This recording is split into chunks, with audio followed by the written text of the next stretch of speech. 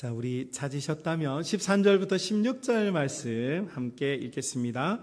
그날에 그들 중 둘이 예루살렘에서 25리 되는 엠마오라 하는 마을로 가면서 이 모든 된 일을 서로 이야기하더라. 그들이 서로 이야기하며 문의할 때에 예수께서 가까이 이르러 그들과 동행하시나 그들의 눈이 가리워져서 그인줄 알아보지 못하거늘. 아멘. 자, 우리 옆 사람과 인사 나누겠습니다. 사랑합니다.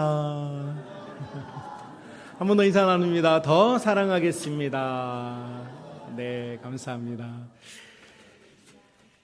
자, 여러분, 오늘 본문은 항상 부활절기에 우리 목사님들께서 주로 설교하시는 본문인데, 저는 여러분과 오늘 조금 다른 관점으로 이 본문을 함께 들여다보고 기도하려고 합니다.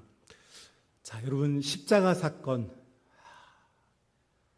우리는 너무 이제 무뎌졌지만 십자가 사건을 처음 경험했던 예수님의 제자들, 12제자뿐만 아니라 마가의 다락방에 120여 명이 모였다고 하니까 예수님을 아주 열렬하게 추종하고 따랐던 많은 사람들이 있었습니다. 자, 그런데 그 십자가 사건은 충격적이었고, 또 그 십자가 사건 이후에 한 사흘, 2, 3일 동안은 아주 그들은 긴장, 슬픔, 당혹스러움에 빠져 있었습니다. 그리고 셋째 날 새벽 미명에 예수님 부활하셨고, 그 이야기는 예루살렘 성에 아직도 있었던 예수님과 예수님의 제자들에게 소리 소문 없이 계속 전파가 되고 있었습니다. 자, 이런 배경을 하고 오늘 이 본문에 2명의 제자가 나옵니다. 이 2명의 제자는 예루살렘에 있지 않습니다. 다른 11명의 제자들이 숨어가지고 그들이 어떻게 될까? 이후의 정국과 이후의 상황은 어떻게 될까? 막 두려워하고 있을 때 이 2명의 똑똑한 제자들은 예루살렘을 탈출하기로 결심합니다. 왜냐하면 그들이 믿고 따랐던 예수님, 나사렛 예수님은 십자가에서 반역죄, 유대인의 왕, 로마 정부의 반역한 죄로 죽임을 당했기 때문에 이제 그들의 추종자들이 추포되고 그들의 추종자들이 고난당할 것을 미리 추측했습니다. 아주 상식적인 추측을 했습니다. 11명의 제자들은 숨어있는 동안에 2명의 이 사람들은 아주 재빠른 머리를 가지고 상황 판단을 했고, 그들은 재빨리 예루살렘 성에서 도망치기로 결심했습니다. 그리고 이 2 사람은 실제로 엠마오라고 하는 도시까지 이동을 하는 중입니다. 오늘 본문에 25리 정도로 나오는데 25리 심리가 4km 정도 되니까요. 25리면 약 11km 정도 됩니다. 멀지도 않고 가깝지도 않은 거리죠. 2 사람이 예수님께서 부활하셨다는 뉴스까지 다 듣고 나서 도망을 칩니다. 엠마오로 가던 이 2 사람의 정체는 무엇이고 이 2 사람이 상징하는 것은 무엇일까요? 많은 분들이 이 2 사람을 실패자로 규정합니다. 왜냐하면 예수님께서는 성령 임하기까지 어디에 머물라고 했습니까? 예루살렘을 떠나지 말라고 하셨습니다. 예수님께서 말씀하셨던 그 말씀을 다 망각하고 잃어버리고 잊어버렸어요. 그리고 이 2 사람들은 자기 앞에 닥쳐온 공포감 그리고 두려움 때문에 그 자리를 지금 피하고 있습니다. 한마디로 말하면 배신자들이고 실패자들이고 낙오자들이고, 오늘날 우리 눈에 보면 그들은 확실히 뭔가 믿음이 없는 사람들입니다. 자, 그런데 여러분, 마태, 마가, 누가, 요한 이 4복음서 중에 이 엠마오로 가는 2 사람을 유일하게 기록하고 있는 누가의 눈에, 누가라고 하는 이 헬라인의 눈에 이 사건은 굉장히 중요한 사건이었습니다.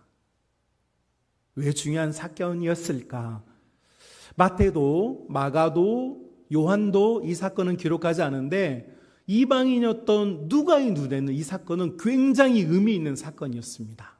자, 여러분, 누가의 눈에 보였던 이 의미 있는 사건이 저는 오늘 여러분에게 우리의 사건이 될 수 있기를 간절히 축복합니다. 여러분, 왜냐하면 예루살렘 성을 떠나서 부활하신 예수님을 떠나서 살 길을 찾아 자기의 살 길을 찾아서 신앙과 믿음의 길을 지금 벗어나고 있는 이 두 사람이 벗어나는 중에 나눈 대화의 내용을 가만히 들여다보니까 우리가 본문이 좀 길어서 읽지는 않았습니다. 여러분이 상식적으로 이 본문을 충분히 알고 있다라고 전제하고 설명을 드리면 이 두 사람은 엠마오로 도망을 쳐서 앞으로의 도주로의 계획을 짜고 앞으로 생업을 어떻게 이어나갈 것이며 우리 가정이 어떻게 될 것인가 혹은 그들이 예수님이 체포될 당시에 어떤 지위와 어떤 위치에 있었고 사람들에게 얼마나 노출이 되어서 내 이름을 알거나 우리 가족에 대한 정보를 알고 있을까. 사내들인 공의 정보원들과 당시 로마 정부의 공작원들이 우리 가정을 알고 있지는 않을까라고 하는 염려, 걱정, 두려움, 슬픔, 좌절, 낙심 이런 것에 대한 대화를 나눈 게 아니라 이 본문에 보니까 뭐라고 되어 있냐면 그들이 지금 두려워서 길을 떠났지만 그들이 엠마오로 가는 도중에 계속해서 나눈 대화가 뭐였냐면 바로 예수님에 대한 이야기였습니다. 그리고 낯선 한 사람이 이 두 사람의 발걸음에 동참하게 됩니다. 이 낯선 분의 정체는 나중에 드러나는데 이 사람이 묻습니다. 당신들은 무슨 이야기를 그렇게 재미있고 진지하게 하십니까? 라고 물을 때 이 두 사람은 당신도 지금 예루살렘에 있다 가는 것 같은데 예루살렘에 있었던 일들을 알지 못하느냐라고 오히려 반문하면서 차근차근 설명합니다. 여러분 이 본문을 아무렇지나 않게 읽어버리면 안 되고요. 이걸 설명하고 있는 이 사람의 입장에 한번 대보십시오. 무섭고 두려워서 지금 떠나고 있는 중인데 그들의 대화의 주제는 예수님이었고 그리고 낯선 사람에게 누구에 대한 이야기를 하고 있냐면 바로 예수님에 대한 이야기를 하고 있습니다. 그리고 예수님의 십자가의 죽으심과 그가 부활하셨다는 이야기까지도 지금 이 낯선 이에게 설명을 해주고 있습니다. 자, 여러분, 이 장면이 여러분 눈에는 어떻게 보이십니까? 저의 눈에는 있잖아요. 이 두 사람의 모습이 교회로 보이는 겁니다. 여러분 사도행전에서 교회의 시작은 마가의 다락방으로 대부분은 인지하고 있습니다. 그런데 여러분 누가의 눈에는 사도 바울과 수많은 전도지와 선교지를 헤매고 다녔던 누가의 눈에는요 최초의 교회가 마가의 다락방에 있었던 사람들이 아니고요 예수님께서 부활하신 그 아침에 예루살렘을 탈출하고 있는 이 두 사람이 교회로 보였어요. 왜냐하면 여러분 이들은요 예수님에 대한 이야기를 나누고 있고요 예수님의 죽으심과 예수님의 부활을 인지하고 있어요. 다만 예수님이 누구신지도 알고 예수님에 대한 정보도 있지만 뭐가 없느냐? 믿음만 연약할 뿐이죠. 오늘 본문에서 여러분 우리가 16절에서 그들의 눈이 가리워져 있었다라는 표현을 쓰고 있습니다. 여러분 이 두 사람은 예수님도 알고 예수님을 따라다녔고 예수님에게서 누렸고 예수님이 어떤 분인지도 알아요. 그분은 사랑의 주님이시고 그분께서 우리 가운데 왜 오셨고 어떤 일을 하셨는지도 다 알아요. 그런데 예수님은 누군지는 알겠는데 문제는 뭐냐면 내가 두렵다는 거예요. 내가 무섭다는 거예요. 내가 걱정된다는 거예요. 이것이 그들의 문제였어요. 그래서 누가는 그들의 두려움을 그들의 눈이 가리워져 있었다라는 표현을 쓰고 있어요. 자, 누가는 왜 두려워 도망치고 있는 이 두 사람을 교회로 보았을까요? 자, 여러분 사도 바울이 누가와 함께 누가는 이제 2차 전도 여행 중에 만난 사람이거든요. 이 사람은 원래 의사라고 하는 직업을 가지고 있었고 사도 바울에게는 지병이 있어서 그분을 도와주고 치료하다 보니 어쩌다 보니 선교팀에 합류해서 이제 많은 선교지를 다녔던 분이에요. 그런데 여러분 이 누가가 선교지를 다녀보니 한 영혼 구원하여 전도시켜서 구원 얻게 하는데 쉬워요 어려워요? 쉬워요 어려워요? 왜 오늘 다 꿀먹은 벙어리 됐어요? 아니 우리 담임 목사님이 요한복음 너무 진지한 설교하셔가지고 제가 그동안 너무 제가 까분 것 같아가지고 제가 약간 회개했거든요. 나도 목사인데 우리 목사님 저렇게 복음을 진지하게 말씀을 전하시는데 나는 너무 까불었다라는 생각이 들어서 제가 좀 자중하는데, 자중이 적응이자면 안 되십니까? 여러분, 이 누가가 전도지에서 선교지에서 보았던 교회가 세워져 나가는 모습은 너무너무 어려웠어요. 한 사람이 예수님을 영접하고 회심하는 게 쉬운 일이 아니라는 걸 알았단 말이에요. 그러니까 한 사람이 아니라 두 사람, 예수님께서 여러분 마태복음 5장, 6장, 7장 상상수훈에서 설교하실 때 뭐라고 그러셨습니까? 얘들아 있잖아, 나는 너희가 세 사람이 모여서, 2명이라도 모여서 너희가 기도한다면 나는 너희의 기도를 들어줄 거야, 이렇게 말씀하셨어요. 뭐 때문에 그렇습니까? 이제 2사람 이상 모인 곳은요, 교회가 되는 것입니다. 예수님을 알고 있고 예수님에 대한 정보를 가지고 있고 예수님에 대해서 이야기를 나누고 있으니까 이게 교회지요. 그러니까 누가의 눈에는 우리가 보기에는 실패한 사람들이에요. 도망치는 사람들이에요. 그들은 뭔가 안 되고 지금 뭔가 포기해버린 사람들처럼 보였는데 누가의 눈에는 이 사람들이 뭘로 보였느냐? 교회로 보인 거예요. 그리고요, 이 연약하고 부족해 보이는 교회에 부활하신 예수님께서 합류해 주셨어요. 그리고 설명해 주셨어요. 그리고 그들의 눈에 어두운 것을 벗어나서 눈을 뜨게 해 주셨어요. 사람들이 예수님과 식탁 교제를 나눌 때 비로소 예수님이라는 사실을 깨닫게 되었어요. 교회가 성만찬을 나누고 예수님과 함께 먹고 마실 때에 예수님이 누구신지 실제로 보게 된 줄로 믿습니다. 그러니까 이 2사람은 교회란 말이에요. 자, 그러면 제가 여러분에게 이 2사람이 교회라는 점을 강조하고 싶어서 이 말씀을 준비한 게 아닙니다.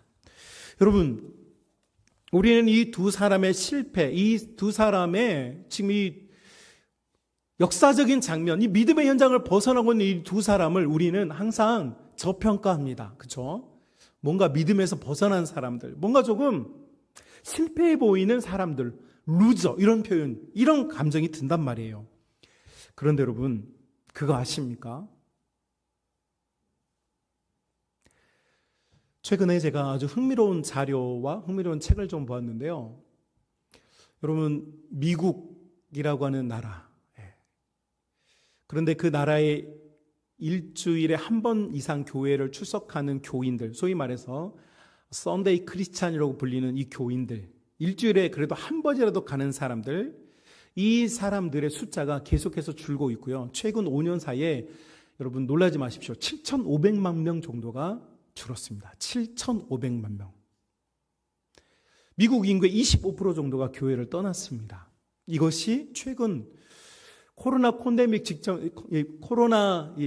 직전부터 시작해서 팬데믹 직전부터 오늘 현재에 이르는 결과입니다. 그래서 왜 이런 일이 일어나고 있을까라고 신학자이면서 목회자이고 또 경제활동가였던 두 분이 실제로 미국 전역 51개주를 리서칭을 하고 다니면서 종이가 아닌 면담을 했어요. 그리고 그분들에게 왜 교회를 떠나는지, 왜 신앙에서 벗어나는지에 대한 구체적인 담론을 나누고 그 결과들을 책으로 정리해서 발표를 했습니다.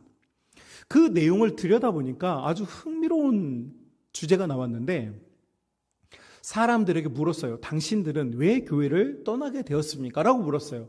여러분, 왜 사람들이 교회를 떠나고 있습니까? 죄송합니다. 여러분 여기 지금 앉아 계시는데 떠나지 않은 분들에게 물어보니까 답이 안 나오는 거죠. 그러면 여러분 추론해 봅시다. 왜 사람들이 교회를 떠나고 있을까요?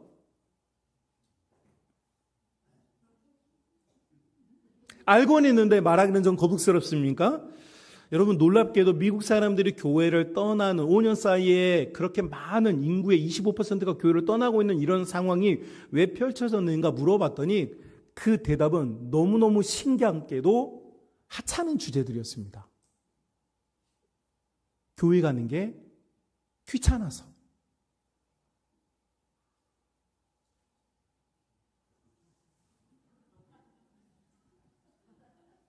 아니 저는 무슨 큰 문제가 있어서 그런 줄 알았어요. 그런데 사람들이 교회를 떠나는 이유는 너무 사소했습니다. 귀찮아서래요. 그리고 그 사람들에게 물었어요. 당신들이 다시 교회에 돌아올 가능성은 있습니까? 라고 물었더니 그 중에 58%, 10명 중에 6명이 나는 다시 교회로 돌아갈 의향이 있습니다. 라고 답했습니다.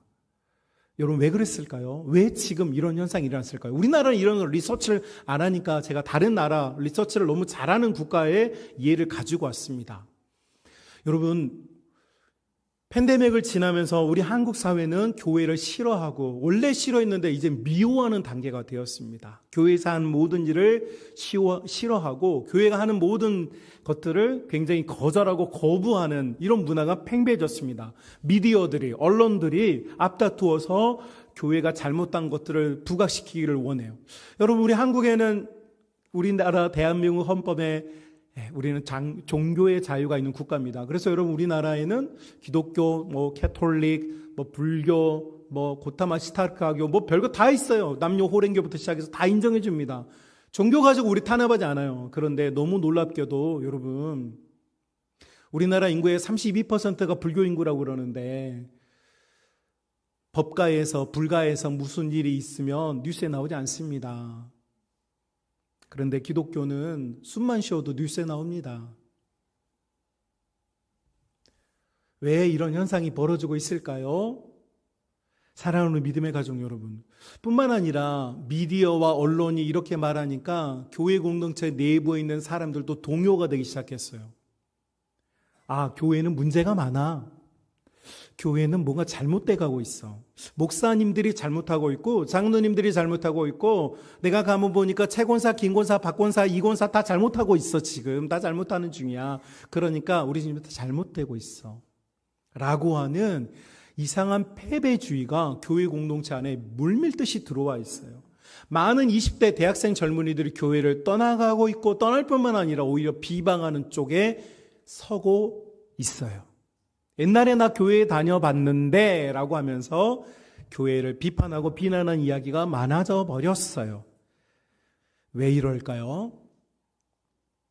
왜 우리 자신조차도 교회를 비방하고 우리 자신조차도 교회가 부끄럽다고 여기는 상황이 벌어지게 된 것일까요, 여러분? 어떤 분들은 오늘날 교회 건축을 무리하게 크게 하는 것은 잘못된 일이다. 요즘 같은 세상에 교회가 줄고 있는데 교회 건축한 게 잘못된 일이다. 이렇게 이야기하시는 분들도 있어요. 저희 부모님들은 평신도 7분이 교회를 개척하셨습니다. 시골에 있는 작은 교회였지만 저희 가정이 가지고 있는 재산의 반을 교회 처음 예배당 짓는데 헌물과 헌금하셨습니다. 우리 가정은 잘못한 걸까요? 우리 어머니 아버지는 실패한 걸까요? 여러분 우리는 지금 시대보다 더 어렵고 더 괴롭고 밥도 제대로 못 먹는 때에도 여러분 우리는 하나님께 예배드리는 예배당을 먼저 짓기 위해서 너무 가치 있는 것들을 많이 포기해 왔었습니다. 메이플라워를 타고 종교의 자유를 찾아서 신대륙으로 떠났던 미국 땅에 처음 발을 내디뎠던 그 청교도 믿음의 사람들은 첫 번째 겨울에 배에서 3분의 1을 죽고 겨우 살아남은 사람들이 전체 그 배를 탔던 사람들의 3분의 1만 살아남았습니다. 그런데도 그 사람들이 처음 했던 건 예배당을 먼저 짓는 것이었습니다. 왜 그랬을까요? 여러분 우리는 이성이 발달하고 과학이 발달하고 금융이 발달하게 되면서 우리는 점차적으로 우리가 지금 뭔가 착각에 빠지게 되었습니다. 어떤 착각입니까, 여러분? 정말 소중하고 가치 있는 그 가치를 어디에 두는가에 대한 우리의 생각들이 뭔가 지금 자꾸 오류를 일으키게 되었습니다. 어떤 오류입니까? 세상의 기준으로 교회를 말하기 시작했다는 것입니다. 사랑하는 우리 믿음의 가족 여러분, 교회는 하나님의 것입니다. 여러분이 교회는 하나님의 것이라고 하는 이 본질적인 신앙의 태도가 만들어지지 않으면요, 우리는 앞으로 무엇을 하든 간에 굉장히 어려운 시간을 겪게 될 것입니다. 그러나 교회는 하나님의 것이고 교회의 머리는 예수 그리스도시며 우리가 그분의 몸이라고 하는 이 본질에 대한 이해가 있다면 여러분 우리 앞에 어떤 일이 찾아오고 다가와도요, 교회는 승리할 것입니다. 여러분, 요한복시록에 수많은 어려움과 고통이 앞으로 찾아오고 있지요, 지금도. 지난주 뉴스, 제가 CNN 뉴스 보니까 지금 스페인의 동부에서 큰 비가 이틀 동안 내렸는데 목숨을 잃은 분들이 거의 200명이 넘더라고요. 그 부유한 국가, OECD 국가인데도 여러분, 급작스러운 지금 이 재난에 대처가 안 돼요.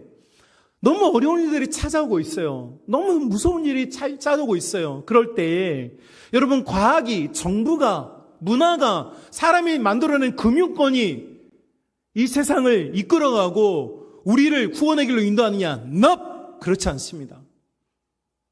오직 거룩하신 하나님과 그를 온전하게 믿는 교회들만이 최후 승리를 얻게 될 줄로 믿습니다. 그런데 그 최후 승리를 얻게 될 교회가 우리 눈에는 너무 연약하고 부족하단 말이죠. 예루살렘에서 떠나는 이 두 사람처럼 교회는요, 항상 부족하고 연약합니다. 항상 문제가 있어요. 여러분, 대한민국 교회에 지나가는 사람 붙잡고 물어보십시오. 당신이 섬기는 교회, 당신이 출석하는 교회에는 문제가 없습니까? 물어보십시오. 그러면 여러분, 우리 교회는 nothing, 아무런 문제가 없다고 말하는 교회를 본 적이 있습니까? 저는 그런 교회를 본 적이 없습니다. 그런 교회를 본 적이 없어요. 제가 지금 30년 이 목회자 생활하고 있는데 그런 교회를 본 적이 없습니다. 모든 교회마다 문제가 있습니다. 모든 교회마다 어려움이 있습니다. 모든 교회마다 관계라든지 교회적인 재정의 문제라든지 교회 사역의 문제라든지 목회자들의 문제라든지 당회와 목회자 사이의 갈등의 문제라든지 모든 교회는 다 문제가 있습니다. 그런데 문제가 있다고 해서 교회가 아니지 않습니다. 여러분, 문제가 있지만 이 두 사람이 예루살렘을 떠나 그들이 도피하려고 했을 때에도 누가의 눈에는 그들이 교회였고 예수님도 교회였기 때문에 찾아오셔서 그들을 위로하시고 치료해 주시고 고쳐주신 줄로 믿습니다. 여러분, 사도 바울이 전도하고 선교하면서 12개의 편지를 보냈습니다. 12개의 편지를 보낼 때 편지 내용 중에 잘한다가 있습니까? 없습니다. 편지 내용이 다 무엇입니까? 여러분, 에베소서만 보십시오. 에베소 교회 작고 잠깐 머물렀던 교회인데도 불구하고 그 교회가 연약했어요. 그래서 편지를 썼는데 교회론에 대한 책을 씁니다. 교회론. 얘들아, 너희가 모였는데 왜 모였니? 이 모임은 어떤 거니? 그리스도가 머리가 되시고 우리는 몸으로서 모여있어. 여러분, 이 편지 왜 보냈습니까? 교회론이 없으니까 보냈죠. 고린도에게 편지를 3번이나 썼습니다. 우리에게는 고린도 전후서로 되어 있지만 원서는 3개입니다. 여러분, 고린도 후서가 2편과 3편을 묶어서 우리가 지금 보고 있는데, 여러분, 이 편지를 보낼 때 고린도 교회 보십시오. 1장부터 시작해서 분란이 있지 않습니까? 나는 아볼로파다, 나는 바울파다, 나는 그리스도파다, 막 전쟁이 있어요. 4분 있어요. 그리스도 예수님을 믿는데도 불구하고 교회 가운데 파가 있는 거예요. 그거 가지고 싸웠어요. 어떤 이들은 세상의 법정에서 가서 싸우고 있고, 어떤 이들은 또 사회적인 문제를 일으키고 있고, 어떤 이들은 우상의 제물을 먹고, 다 문제 아닙니까? 문제, 교회가. 교회 안에 문제가 넘쳐나는 거예요. 바울이 그 교회들을 향해 편지를 써냅니다. 얘들아, 너희가 이렇게 한다면서, 너희가 어렵다면서, 너희가 괴롭다면서 라고 하는 편지를 다 써요. 여러분 보십시오. 사도 바울이 그렇게 전도를 열심히 하고 다녀서 세웠던 교회들이 문제가 있습니까? 없습니까? 문제가 다 있어요. 문제가 없는 교회가 없단 말이에요. 문제는 다 있어요. 그래서 그 교회들을 치유하고 회복하기 위해서 다시 하나님의 말씀을 보낸 줄로 믿습니다. 여러분, 이 두 제자가 예수님이 찾아오셔서 그들의 눈을 띄워주시고 그들을 변화시켜 주신 것처럼 교회는 불안정합니다. 불안정해야 정상입니다, 여러분. 여러분, 요한복시록 2장에 보십시오. 사도 요한이 바라보았던 소아시아에 세운 7교회를 보십시오. 그 7교회 중에 한 교회에 제외하고 다 책망을 받습니다. 주님에게 책망을 받고, 여러분, 심판자이고 재판자이신 주님에게서, 거룩한 양날검을 가진 주님에게서 여러분 책망을 받아요. 처음 사랑을 잃어버렸고 행실을 돌아보지 아니하고 이세벨을 섬기고 있고, 여러분, 그들의 교회들이 내적인 어려움과 이단 사이비에 빠지게 되는 고통을 다 경험하고 있단 말이에요. 여러분, 그래서 성경을 보십시오. 교회들 중에 멀쩡한 교회가 있는지. 저는 하나님의 은혜로 성지라고 불리는 이스라엘, 시리아, 여러분 지금 사도 바울이 길리기아 다소라는 지역이 지금 시리아입니다. 시리아. 사도 바울의 고향부터 시작해서 소아시아 지역들을 이렇게 쭉 돌아보았는데, 우리 꼭 같이 갑시다. 지금 예루살렘은 전쟁 중이니까 어쩔 수 없고 가자고요. 우리 갈 데가 많아. 지금 제가 여러분 미국도 데려가야 되고, 여러분 지금 가야 돼요. 지금 가서 봐야 되는데, 돌아보게 됐는데 제가 가서 충격받은 게 있어요. 뭔지 아십니까? 여러분, 소아시아 교회들 중에 칭찬받은 교회가 있어요. 흠잡을 데 없이 칭찬받은 교회들이 있어요. 그런데 여러분, 놀랍게도 2000년이 지난 지금 그곳에 가보니까 교회가 운영되고 교회 예배당이 잘 가꾸어져서 예배를 드리는 공간이 한 군데도 없어요. 이 무슨 말입니까? 여러분, 이런 생각 해보셨습니까? 우리 광주 대성교회 이렇게 멋지게 예배당을 지었는데 우리 예배당 200년 후에 있을까요? 아멘 하신 분은 믿음을 했으니까 그렇게 될 줄을 믿고, 여러분, 지금 성 베드로 성당, 로마에 있는 그 성당 지금 100년, 200년씩, 500년씩 건축해가지고 이제 겨우 완성돼가는 그런 성당들 제외하고 여러분, 예배당에 예배드리는 교회가 없습니다. 저는 이거 잘못됐다고 생각하지 않습니다. 교회는요, 건물이 아닐 뿐만 아니라 교회는 여러분, 삶과 문화와 시간과 언어와 백성들 속으로 파고드는 것이 교회이기 때문입니다. 그래서 교회는요, 굉장히 플렉시블합니다. 여러분, 제가 어렸을 때만 하도요, 예배당에서요, 드럼 치잖아요. 마귀의 자손이라고 그랬습니다. 저 어렸을 때 그랬습니다. 제가 70년대 초중반생 태어났는데, 저희 어렸을 때요, 교회에서 드럼 치면요, 마귀의 자손이라고 그랬습니다. 제가 서울에서 처음 사역했던 교회는 2000년대였는데도 불구하고 목사님이 기타 치잖아요.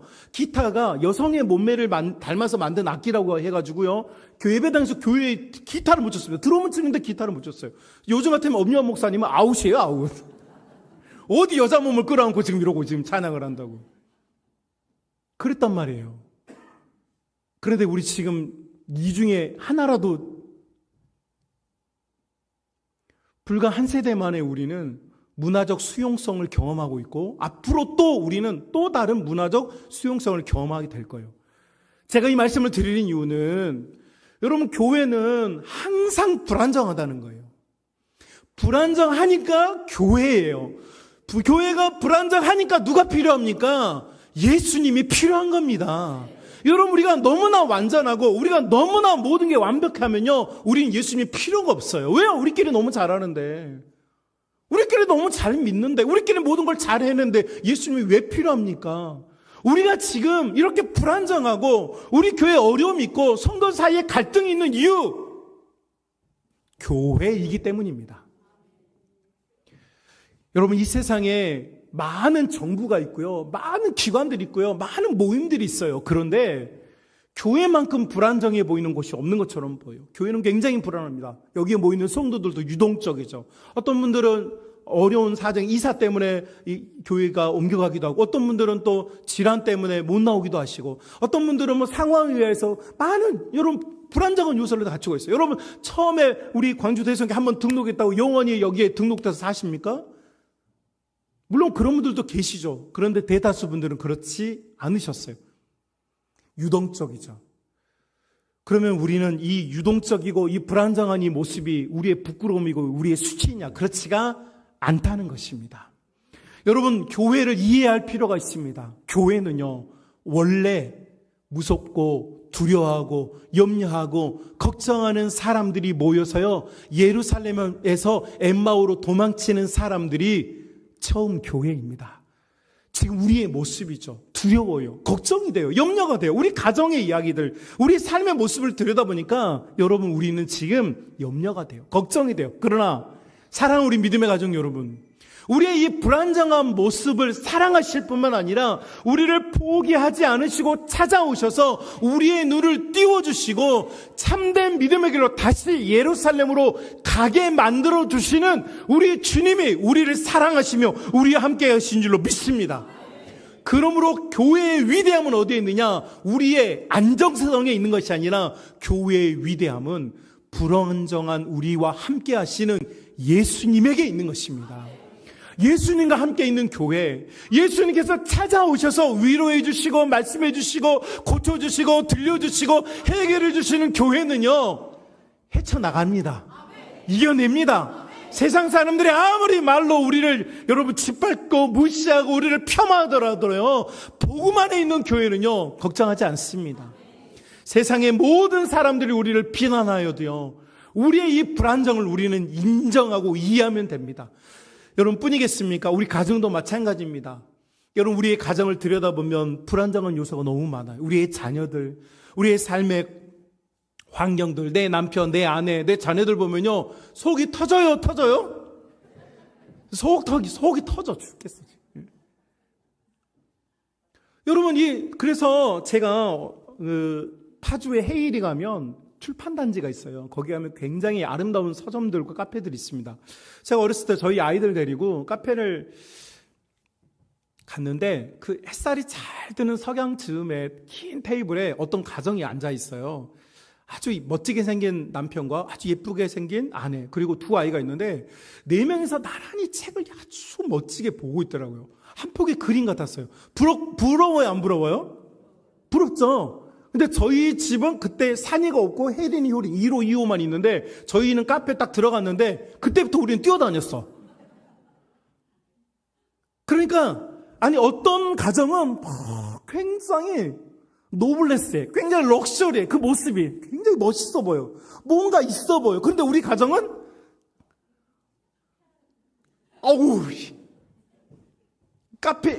이 서점 카페에 왔는데 책 안 보고 뛰어다니면서 엄마 나 잡아봐라 하면 이게 어쩌자는 거예요. 그래서 그 가정이 굉장히 부러워 보이더라고요. 너무 부러워 보였어요. 그리고 이제 우리 애들이 너무 떠들어서 미안해가지고 야 가자 그러는데 그 가정이 저희 막 제가 아이들 케어하는데 그 가정이 일어나는데 너무 안타깝게도 그 여자아이가 다리를 못 써요. 아빠가 아이를 안고 일어나서 차에 태운 걸 봤어요. 여러분 이게 뭐 상대적으로 절대적으로 이게 행복이냐 아니냐 이런 이야기를 하고 싶은 게 아니라 내가 부러워하는 어떤 모습 속에는 그 가정만의 고통이 있어요. 내가 우리 가정이 너무 힘들어. 나는 내 가정이 지금 너무 복잡해. 그런데 누군가의 눈에 붙인 우리의 가정은요 다이나믹하고 익사이팅하고 시트콤 같은 가정.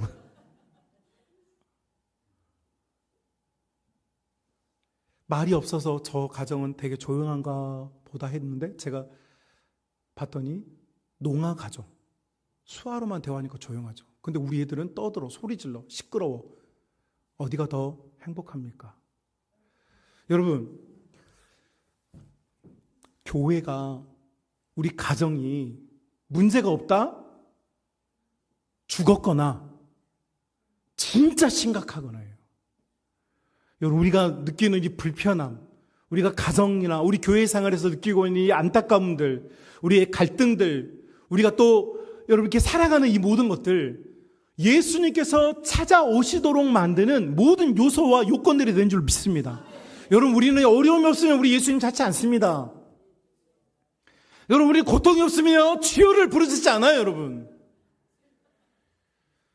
모든 게 평안하면요 우리 정말 여기 없습니다. 지금 다 캠핑 가 있을 거예요. 지금 리조트 가 있을 거라고요. 그런데 여러분 우리는 지금 너무 외롭고 너무 힘들고 너무 괴롭고 너무 아프고 너무 짜증나고 우리 가정 생각만 해도 열받고 내 자녀들 생각하면 지금 속상하고 내 남편 생각하면 그냥 우리 교회에 막 생각만 하면 또 교회 가기 싫고 이런 분들이 있단 말이에요. 그런데 여러분 우리 가정이, 우리 교회가 주님의 것입니다. 우리가 이것을 이해하고 믿을 때 우리 예수님 찾아오셔서 우리 가정에 눈을 띄워주시고 우리 가정이 보게 될 걸 보게 하시고 우리가 누릴 수 있는 것을 누리게 하시며 다시 거룩한 예루살렘으로 우리를 이끌어 주실 줄로 믿습니다. 그러므로 믿음의 가정 여러분, 우리가 가지고 있는 이 고통과 어려움을 비난하고 비방하지 마십시오.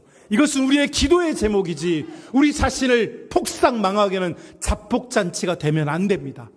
여러분이 가지고 있고 우리 교회가 가지고 있는 이 어려움을 끌어안고 주님, 우리 가정이, 내 자녀가, 우리 교회가 가지고 있는, 우리 한국교회가 가지고 있는 이 아픔은 우리 주님께서 오시기 위한 발판이며 우리 예수님께서 오시기 위한 스타트 포인트인 것을 내가 믿습니다라고 여러분 고백하면서 우리가 주님 바라볼 때 우리 주님께서 역사하시고 우리를 치유하시고 회복하실 줄로 믿습니다. 우리 다 함께 찬양할 시간은 없으니까 같이 기도드렸으면 좋겠습니다. 함께 기도드릴 때에 주님, 내 마음속에 있는 교회에 대한 불편함, 우리 가정에 대한 불편함을 치유하여 주옵시며, 하나님께서 주신 우리 가정과 우리 교회에 있는 이 어려움들은 나의 기도 제목임을 깨닫고 주님 바라보며 주님이 오신다면 해결될 이 모든 일들을 주님께 맡길 수 있도록 인도하여 달라고 우리 소망을 우리 주님께 함께 두고 기도하며 나아가겠습니다.